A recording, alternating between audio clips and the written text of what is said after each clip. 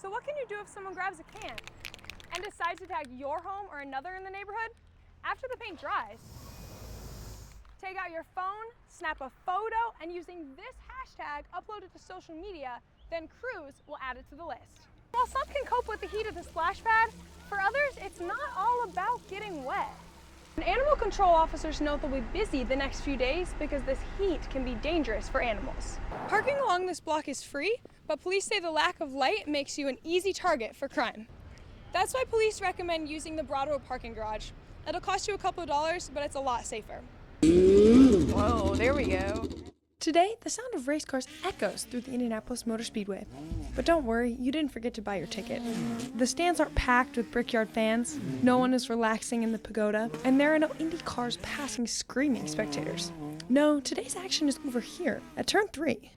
Flinging dirt, and you would swear that they're gonna wreck, and they don't. Sling the dirt. Dirt track champions and IndyCar veterans tested out the new short track in an exhibition show that was part trial run, part retirement present to Tony Stewart, who got his start on ovals like this one. This was an opportunity for us to celebrate Tony, get together, get excited about the Brickyard 400 coming up. And for some of the racers, like midget car driver Davey Ray, this is the closest they can even get to the speedway. Thought, yes, finally an excellent track to come to race at for us short track guys.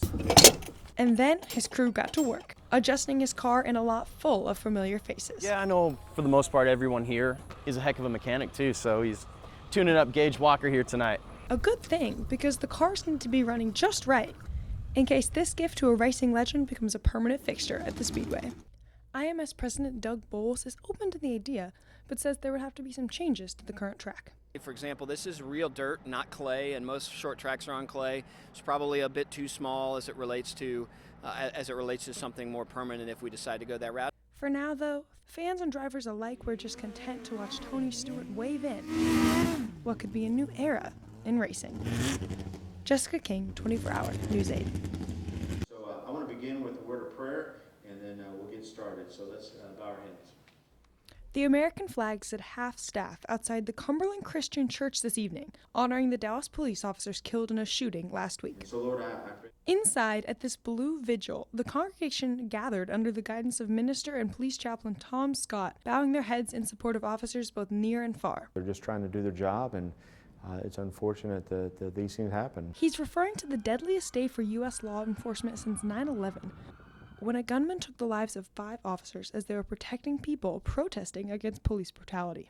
Back in Cumberland, church members passed out blue ribbons and sat side by side with officers, an emotional time, peacefully offering encouragement. It's important that, whether they're a police officer, whether they're a postman, everybody just needs a little bit of encouragement in their life. But while the blue vigil went smoothly, some churchgoers, like John Pickett, fear the conflict is far from over. Police departments throughout the country have had a really tough time. It's almost as if they've opened open season on the police officers. And Pickett's message, Their lives matter too, sounds a lot like a response to a chant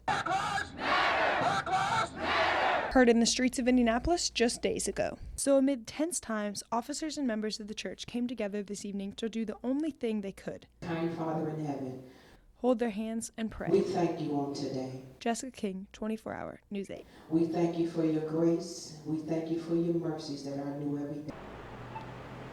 With parking on Broderville, it seems you get what you pay for, and police are urging people to use parking garages after an armed carjacking happened around 2 a.m. last night.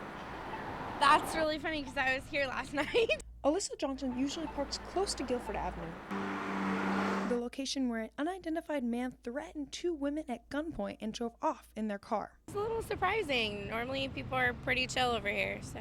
That wasn't the case last night for the victims, though. Luke Maximin was at his house on Guilford, and although he didn't want to show his face, he heard the entire incident. The girl was kind of crying and freaking out, and I think she said she saw a gun. I heard a pop. It sounded like a firework, though, so don't know if it was an actual gun that was shot. Parking along this block is free, but police say the lack of light makes you an easy target for crime. That's why police recommend using the Broadway parking garage. It'll cost you a couple of dollars, but it's a lot safer. The car was recovered and no one was injured, but the incident is the second armed robbery in the past week in the area.